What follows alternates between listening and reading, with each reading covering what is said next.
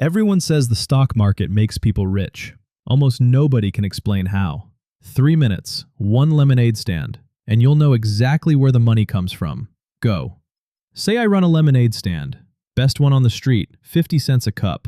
I want a second stand, but building it costs $100, which I don't have.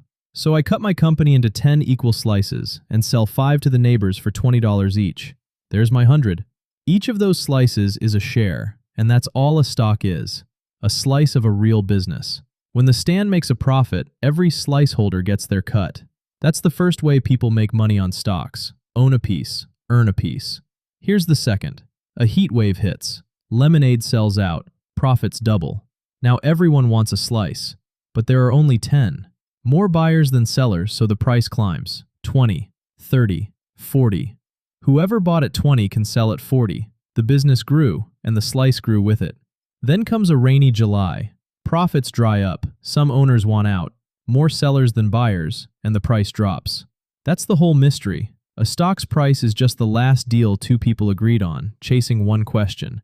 How much money will this business make? The entire stock market is this game at giant scale. In the short run, prices follow moods. In the long run, they follow profits. But every few years, fear wins.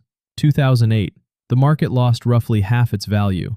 2020, a third, gone in a month. Same stands, same lemonade, half price. And Mr. Sterling, the thief from last time, loves this part. Scared people sell everything and run to cash, straight into his inflation. Panic turns a temporary drop into a permanent loss. The crash doesn't ruin people, the reaction does. The winners? Almost boring. They spread out. An index fund holds tiny slices of hundreds of companies, so one flop barely matters. They think in decades. So far, the market has climbed back from every single crash. No promises. That's just the scoreboard. And they keep their nerve. Buying excited and selling scared loses. Staying mostly wins. Proof. One number. $1,000 across the whole market 30 years ago. Through the dot-com bust, 2008, and 2020, still multiplied many times over. That same 1,000 in cash lost about half its buying power.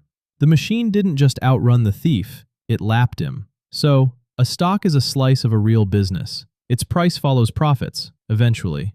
And the money is made by owning and waiting. No guarantees, but now you know the game. Subscribe. Next time, the scary question.